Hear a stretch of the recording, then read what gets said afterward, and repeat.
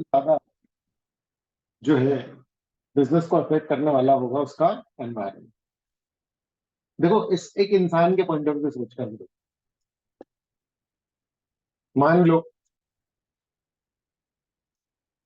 जैसे कि कोई आतंकवादी बन जाता है, तो आतंकवादी क्यों बना होगा? हम लोग अगर बिल्कुल सिर्फ ये देखें कि भाई कोई व्यक्ति आतंकवादी है, तो फिर तो ऑब्वियसली बात है, बुरा है, गलत है, और पता नहीं इनको तो दया नहीं आती और ये वो सारी चीज। समझ रहे हैं? लेकिन एक बार ये नोटिस करें अगर हम, मतलब इसके पीछे का इमोशन छोड़ करके इसके पीछे की साइंस देखने की कोशिश करें कि यार ऐसा हो क्या रहा है कि ये लोग ऐसे बन जा रहे हैं। समझ आ रहा है आपको क्या बात चल रही है? ठीक है, कि कोई बन कैसे रहा है, कोई ऐसा सोच कैसे रहा है, क्योंकि सोसाइटी में हम तो जब से बचपन से बड़े हुए थे, तो हमने तो ऐसा कुछ नहीं देखा कि यार हम तो किसी को ऊपर जम से मार भी दो तो हमको खुद ही को दुख लगने लग जाता है। अरे हाँ, तो ये ऐसा कैसे हो रहा है कि कोई किसी की जान ले रहा है, और कईयों की जान ले रहा है और उसको फर्क नहीं पड़ रहा? तो सबसे किस चीज से फर्क पड़ रहा है इनके? एनवायरमेंट। अगर बचपन से ही किसी को ये सिखाया जा रहा है कि ये करना ठीक है, किसी को मारना ठीक है, समझ रहा है, तो उसके एनवायरमेंट में क्या हो? वो देख भी यही सब रहा है, वो सुन भी यही सब रहा है, सारा सब लोग उसके आसपास कर भी यही रहे। माहौल कैसा है कि भाई सब दिक्कत में। ऐसा सोचना, तुम एज ए पर्सन जो अभी हो, उसका सबसे बड़ा जो फैक्टर है कि तुम क्यों हो ऐसे, उसका सबसे बड़ा फैक्टर है तुम्हारा एनवायरमेंट। अगर तुम कम बोलते हो, अगर तुम ज्यादा बोलते हो, समझ आई? अगर तुम कॉन्फिडेंट हो, अगर तुम अंडर कॉन्फिडेंट, समझ आई बात? अगर तुम बहुत मेहनती हो, अगर तुम बहुत आलसी, तो बहुत सारा प्रभाव तुम्हारा माँ बाप का है, बहुत सारा तुम्हारी संगत का है। सारा है समझ में? ठीक है, उन सारी चीजों का इफेक्ट, उन सारी चीजों के इफेक्ट के कारण ही तुम आज ऐसे हो जैसे तुम हो। समझ गए इस बात को? क्लियर? ठीक है ना? तो अब क्या किया क्या जा सकता है? ठीक है, चलो, ये तो खैर अलग मैटर है ना। इस चीज को बिजनेस में अगर डाल कर दे, ठीक है, जो लोग बिजनेस कर रहे हैं, ठीक है, अगर एनवायरमेंट उनके फेवरेबल रहा, समझ में आ रहा है? ठीक है, जैसे कि मान लो कि आप पढ़ रहे हो और घर वाले भी आपकी पढ़ाई में आपको क्या कर रहे हैं? सपोर्ट। और आपका भी मन क्या हो रहा है? पढ़ाई करने का हो रहा है, तो क्या होगा? रिजल्ट ऑब्वियसली बात है क्या होगा? बहुत अच्छा। क्लियर है ना? ठीक है। Business is created to provide products and services to customers, ठीक है ना? And if it can conduct its operations effectively, its owners can earn a reasonable return on their investment. In addition, it creates jobs for various people who work for and in the business. Thus, business can be very beneficial in the society and ठीक है ना? जैसे कि Coke है, IBM है ना, और बहुत सारे थाउजेंड ऑफ स्मॉल बिजनेस हैं दैट प्रोवाइड एम्प्लॉयमेंट अपॉर्चुनिटीज। समझ में आ रही है बात? ठीक है। However, we all know that the world keeps changing. It always has and it always will. तो दुनिया तो चेंज होती रहती है, ठीक है ना? क्या होता है, देखो, बिजनेस का एनवायरनमेंट ज्यादा खतरनाक है क्योंकि काफी डायनामिक होता है। हमारा तो माँ बाप जैसे हैं वैसे ही रहते हैं थ्रू आउट। कोई बड़े लेवल पर ही इवेंट हमारा चेंज हो। और बिजनेस का एनवायरनमेंट तो टैक्स का सरकार बदल गई, पूरी की पूरी पॉलिसीज बदल गई। एक बिजनेस जो अभी बहुत अच्छा फ्लरिश कर रहा था, एकदम से क्या हो गया? प्रॉब्लम में आ गया बहुत ज्यादा। ठीक है, तो टू सर्वाइव दो चीजें होनी चाहिए, ability to prosper and ability to change. बच्चों, एक चीज याद रखें, हम वन ऑफ द स्पीशीज हैं, बहुत सारे जो स्पीशीज है ना धरती पर, उनमें से एक स्पीशी है। तो हम ऐसा कैसे हुआ कि हम ही ने पूरी धरती पे कब्जा कर लिया और बाकी सबको हम जानवर और वो सब कंसिडर करने लग गए? क्योंकि अच्छा, इंटेलिजेंस भी उतना बड़ा फैक्टर, मतलब है बहुत बड़ा फैक्टर, पर हम सरवाइव कर रहे हैं एबिलिटी टू चेंज के कारण। एनवायरमेंट और ऐसे बहुत सारे फैक्टर्स चेंज हुए, और हमारी जो अडेप्टेबिलिटी, उसके कारण हम जो है वो पूरी धरती पर कब्जा कर पाए, या इतनी ज्यादा संख्या में हम लोग मौजूद हैं। समझ में आ रही है बात? तो ability to prosper and ability to change, ये जो एबिलिटी टू चेंज है हमारे नॉर्मल लाइफ में भी बहुत ज्यादा इंपॉर्टेंट। ठीक है, चार्ल्स डार्विन जो है वो बहुत बड़ा बायोलॉजी वाली साइंस का आदमी है, समझ रहे हैं? जैसे अपना मार्शल नहीं है एडम स्मिथ, वैसे ही चार्ल्स डार्विन को ही बोला जाता है इवोल्यूशन, यानी इंसान का इवोल्यूशन कैसे हुआ उसको बोला जाता है। तो कह रहा है कि जो स्पीशीज सबसे स्ट्रॉन्गेस्ट है वो सरवाइव नहीं करेगी, या जो मोस्ट इंटेलिजेंट है वो सरवाइव नहीं करेगी। सबसे मेन क्या है? Responsiveness to change. जिस स्पीशी ने क्या किया, चेंज को अडॉप्ट किया है सबसे ज्यादा, वो सबसे ज्यादा फ्लरिश करेगी। चेंज को जितना ज्यादा आप अडॉप्ट कर सकते हो उतना क्या होगा, आप फ्लरिश कर सकते ओवर द टाइम। मतलब 5 to 1 5 10 ईयर बहुत सारी ऑर्गेनाइजेशंस जो है सेटअप हुई, and with in the same frame बहुत सारी कंपनीज बंद हुई। मोस्टली छोटी कंपनीज जो है वो बंद हो जाती है, आ रहा है समझ? और कभी कभी बहुत बड़ी ऑर्गेनाइजेशन भी बंद हो जाती है। एक एनालिसिस किया गया कि 5 करोड़ नई फर्म्स बनती है पूरे विश्व में हर साल। ठीक है, इसका मतलब ये हुआ कि लगभग 1.25 लाख नई ऑर्गेनाइजेशन हर दिन बन रही है कहीं ना। ठीक है, और 1,30,000 के लगभग बंद भी होती है हर दिन पूरे वर्ल्ड में। समझ में आ रही है बात? ठीक है ना? अच्छा, some organisation go on for a very long. कुछ ऑर्गेनाइजेशन तो बहुत लंबे समय तक चलती है, जैसे टाटा ग्रुप। कब से? 1907। टाटा की बहुत सारी कंपनी है। अरे समझिए कब से फ्लरिश कर रहे हैं टाटा? 1907 से। अरे समझिए, ठीक है ना? तो ऐसी बहुत सारी कंपनीज हैं, है ना, जो 100 साल से भी ऊपर से हैं, और बहुत सारी कंपनी जो 50 साल से भी ऊपर से। क्लियर है ना? Over the years surviving organisations क्या करती हैं, अपना स्ट्रक्चर चेंज करती जाती है। सर्वाइविंग ऑर्गेनाइजेशन जो है वो क्या करती जाती है, अपना स्ट्रक्चर, कॉम्पोजिशन, एक्टिविटीज जो है वो चेंज करती जाती है। विप्रो सुना है आपने, क्या करती है?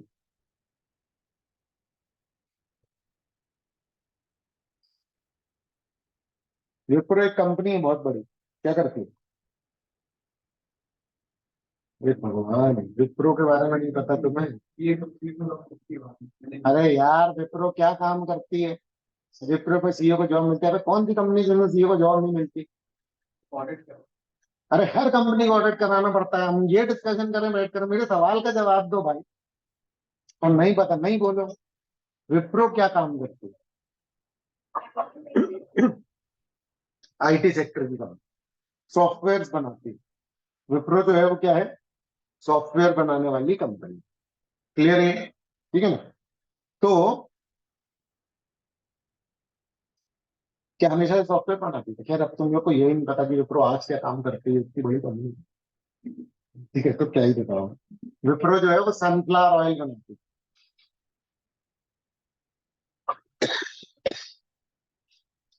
सनफ्लावर ऑयल बना, समझ में आ रहा है?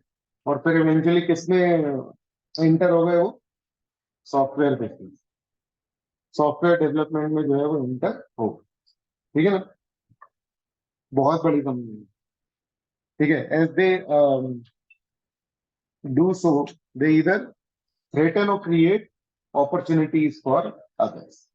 Alright, whole new industries appear as new technologies, um, appear as new technology. जैसे कि अभी नई टेक्नोलॉजी कौन सी आई है? एआई। अरे सर, तो अब जो है क्या होने वाला है, बहुत सारी नई कंपनीज जो है वो बनने वाली हैं।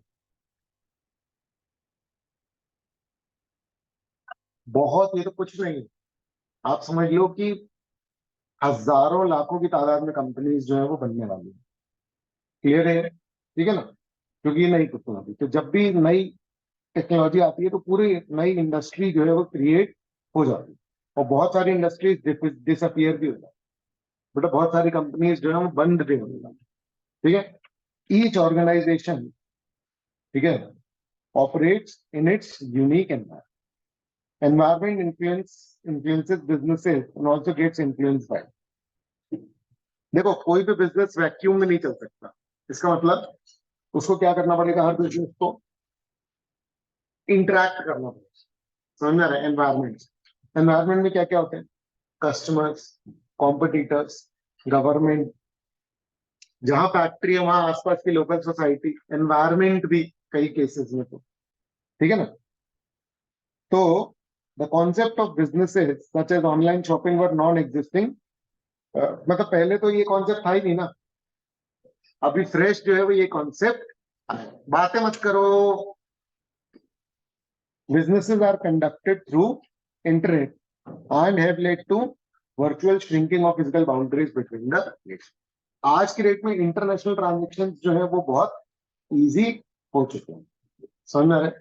ठीक है, फिजिकल बाउंड्रीज बहुत कम हो गई आज की डेट में, ठीक है। तो ये देखो, ये बिजनेस फॉर्म है और ये इसके एनवायरमेंट में चीज है।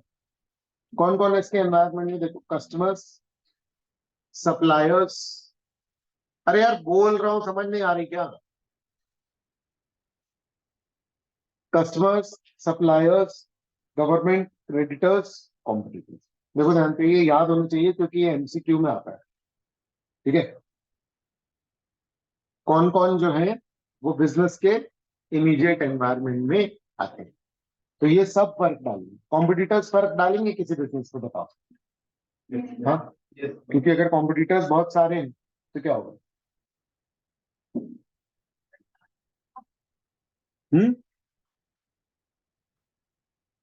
बिजनेस को बहुत डायनामिक होना पड़ेगा। मारुति की एक गाड़ी ऑर्डर करो तो 4 साल में मिलती थी, समझ आ रहा है, और हर 3 महीने में एक नया मॉडल लॉन्च हो जाता। इमेजिन कर रहे हो कि आप गाड़ी आज ऑर्डर कर रहे हो और 4 साल की वेटिंग मिली, क्यों होता था ऐसा,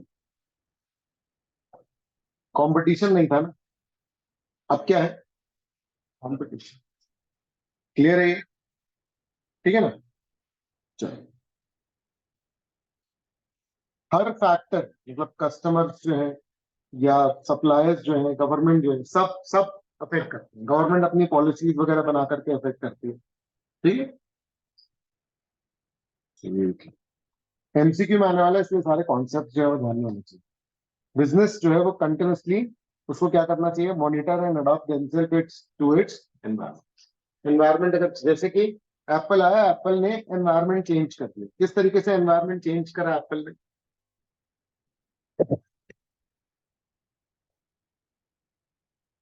टच स्क्रीन लेकर के आया, समझ रहा है। तो जितने लोगों ने भी अडॉप्ट कर लिया कि हाँ भी चलो हम भी टच स्क्रीन बनाएंगे कैसे भी करके, तो वो ऑर्गेनाइजेशन जो है वो चल रही है। और कुछ ऑर्गेनाइजेशन कैसी थी जिन्होंने बोला कि भैया हम चेंज नहीं होंगे, उनमें से एक क्या थी, ब्लैकबेरी। क्या हुई, बंद हो गई, माइक्रोसॉफ्ट ने अल्टीमेटली खरीद ली। तो क्या कहते हैं, अडॉप्ट तो करना ही पड़ेगा, आ रहा है समझ में, ठीक है ना।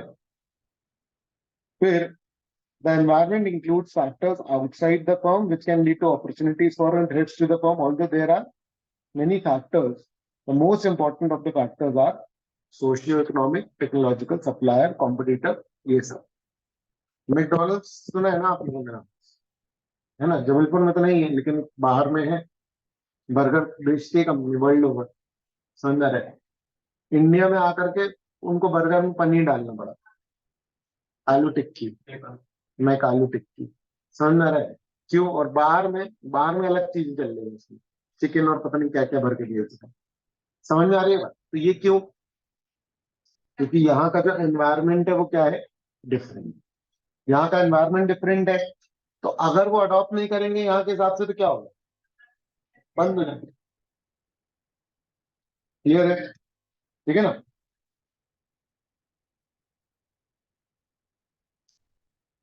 देखो इसमें ना सिर्फ ये नहीं है कि थ्रेट्स वाली बात, पॉइंट ये है कि बहुत सारी ऐसी कंपनीज हैं जो किसी ऐसे मार्केट में गई जहां पर कोई कोई कॉम्पिटिटर नहीं, तो उन्होंने बहुत हाई प्राइस में उन कंट्रीज में अपने प्रोडक्ट जो है वो सेल ऑफ किए, आ रहा है समझ में? तो बहुत प्रॉफिट भी कमाए, सिर्फ थ्रेट की बात नहीं है, अपॉर्चुनिटीज भी बहुत ज्यादा मिल जाती। क्लियर है बच्चों? ठीक है ना? तो बहुत सारे इंटरनल और एक्सटर्नल फोर्सेस होते हैं जो कि बिजनेस को इन्फ्लुएंस करते हैं। कौन कौन से हैं? सबसे पहले कैरेक्टरिस्टिक्स ऑफ बिजनेस एनवायरमेंट। ठीक है, देखो बिजनेस एनवायरमेंट में बहुत सारे कैरेक्टरिस्टिक्स होते हैं। ठीक है, एक तो कॉम्प्लेक्स होता है। देखो क्या होता है ना, हम लोग जिस तरीके से बिजनेस को अंडरस्टैंड करते हैं और एक्चुअल में बिजनेस जिस तरीके का है, उसमें बहुत अंतर है। इस बात को समझो। ठीक है, मान लो कि भाई आपको लगता है कि किसी बिजनेस में क्या है, गुड्स खरीदना बेचना, एक दुकान डाल ली और हो जाएगा। ठीक है, आप इस बात को याद करके रख लो, जब आप किसी बिजनेस में एंटर होगे तब आपको समझ में आएगा कि कितने डायनामिक्स, समझ में आ रहा है? हर छोटी छोटी सी कितनी ही चीजें जो है वो बिजनेस को अफेक्ट कर जाती है। समझ में आ रहा है? ठीक है, कोई कहता मान लो कूलर की इंडस्ट्री, ठीक है, और पता चला कि सीजन चेंज हो गया। ठीक है, मान लो कि ठंड जो है वो मार्च तक चल गई, पूरा मार्च एंड तक। ठीक है, पूरा बिजनेस बर्बाद हो जाता। समझ में आ रही है बात? ठीक है, मतलब हालत खराब हो जाती है। और वही अगर मान लो गर्मी ज्यादा पड़ गई तो वही बिजनेस जितना होना था उससे डबल हो जाता। तो देयर आर मेनी फैक्टर्स जो कि अफेक्ट कर, किसको अफेक्ट करते हैं? बिजनेस को अफेक्ट करते हैं। क्लियर है? ठीक, चलो। बहुत कॉम्प्लेक्स होता है, इतना सिंपल नहीं होता जितना कि हम लोग को लगता है। छोटी छोटी छोटी छोटी बहुत सारी चीजें होती है। ठीक है ना? The environment consist of number of factors, events, condition, and influences arising from different sources. It is difficult to comprehend at once the factors constituting a given environment. All in all, environment is a complex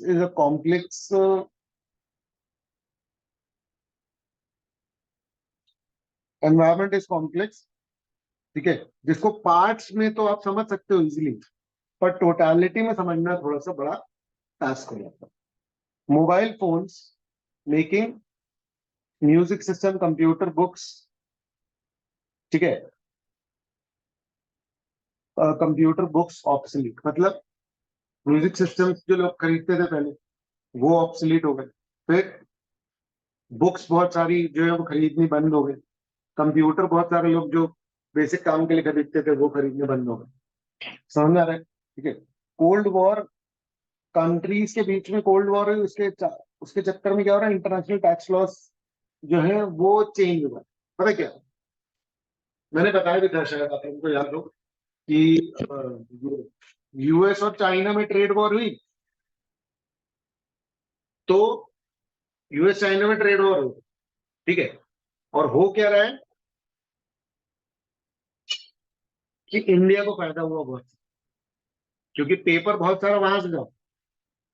तो जैसे ही वो problem हुई तो paper सारा जो है यहाँ से आने, तो इंडिया में एकदम से पेपर की शॉर्टेज तक हो गई। समझना है? और प्राइजेस जो है वो एकदम समझ लो कि आसमान छूने लग गए। आ रहा है ये समझ? ठीक है, बहुत फर्क पड़ता है छोटी छोटी चीजें। ठीक है, पबजी जैसे इंडिया में बैन हो गया था, ठीक है, एक टाइम पे। ठीक है, बहुत ज्यादा फर्क पड़ता है इकोनॉमी की, क्योंकि बहुत सारे environment, बहुत सारा मनी लोग जो है वो सब हो रहा है। ठीक है, चल और क्या होता है, बिजनेस एनवायरनमेंट जो है वो डायनामिक होता है। डायनामिक मतलब कि चेंज होता है। The environment is constantly changing in nature due to the many and varied influences operating.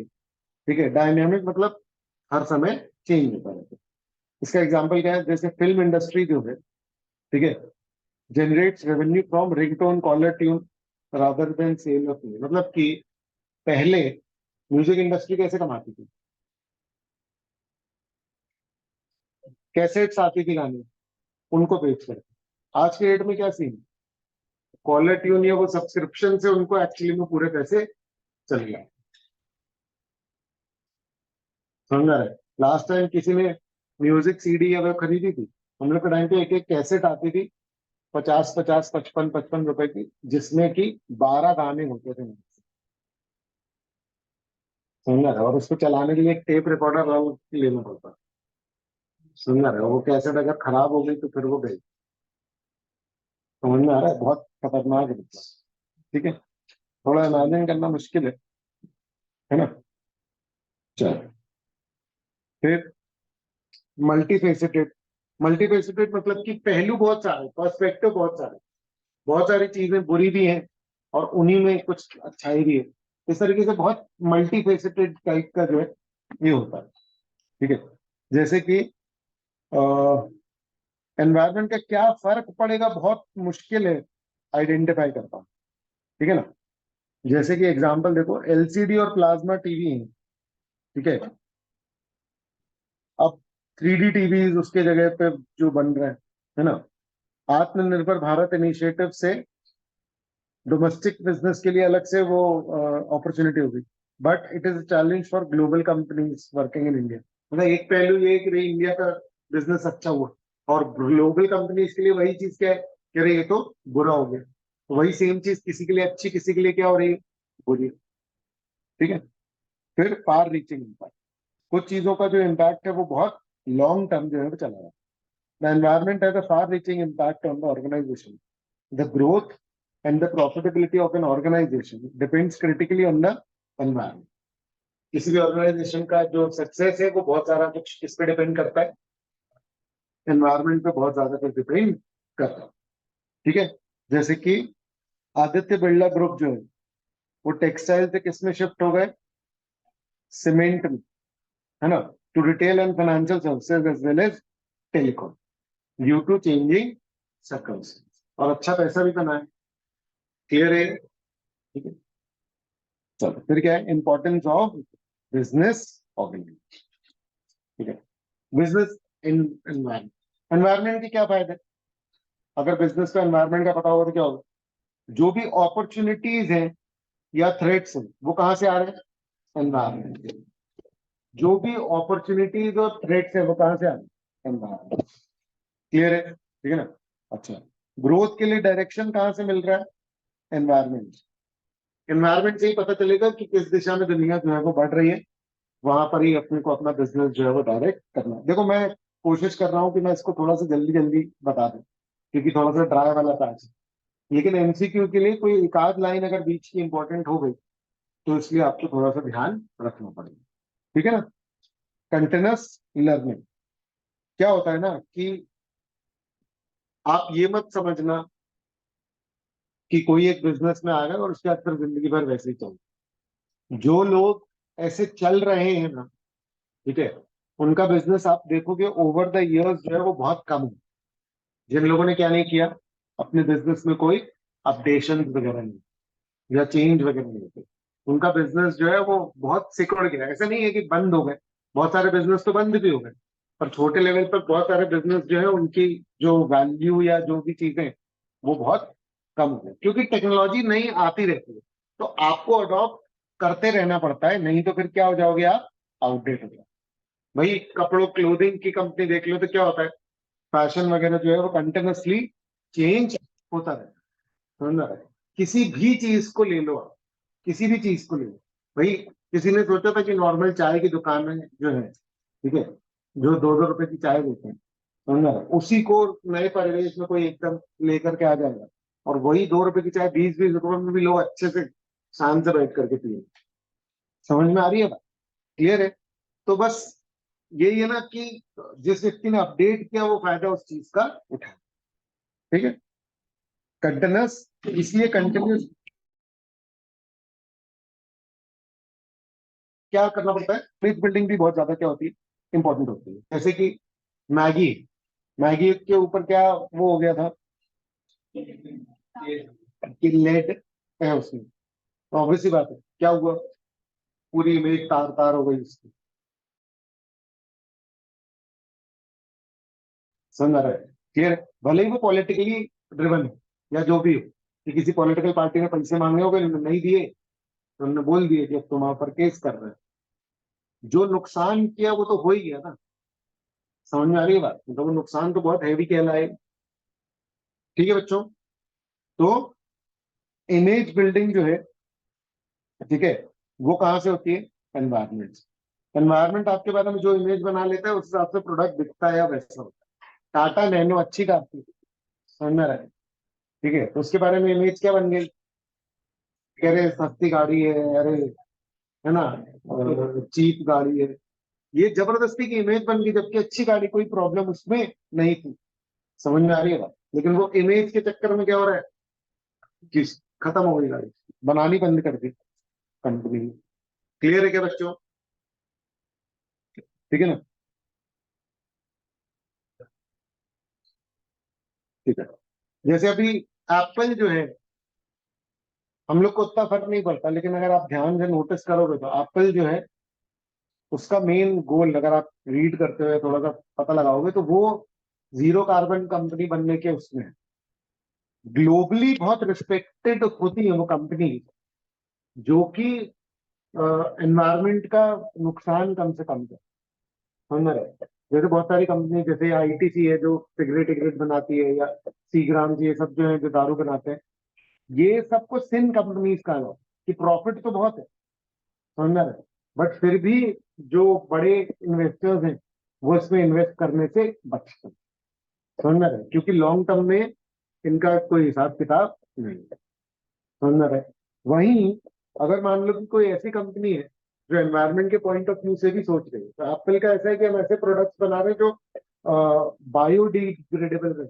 इसका मतलब हमारे जो प्रोडक्ट्स हैं उसमें क्वालिटी वाइज जो है वो कोई इशू जो है नहीं है। ये किसका कमिटमेंट है? Apple company. ठीक है, तो इससे क्या होगा? इमेज बिल्डिंग इससे भी होती है। समझ में आ रहा है? ठीक है। अच्छा, और क्या होगा?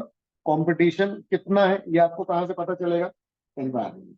हम लोग ये पढ़ रहे हैं कि बिजनेस एनवायरमेंट की क्या है। क्लियर है? क्लियर है?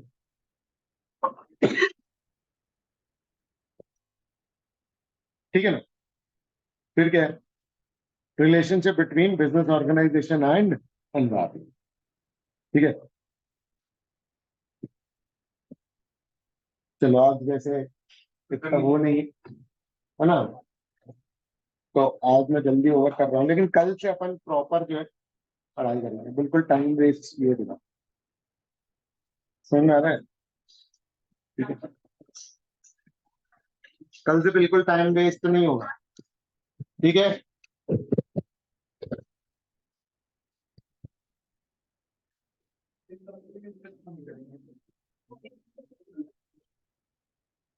बोला ना एनवायरमेंट के लिए खराब है, या ह्यूमन इंटेलिजेंस के लिए खराब है। इंसान जो होगा ना वो सिर्फ पैसा करेंगे, इन्वेस्टर नहीं इंसान। बोल रहे हैं तो यही तो बोल रहे हैं कि बड़े इन्वेस्टर सिर्फ पैसा नहीं दे, पैसे की कमी थोड़ी है जिसके पास 100 करोड़ है। समझ में आ रही है? एक्चुअली वो उस लेवल पर।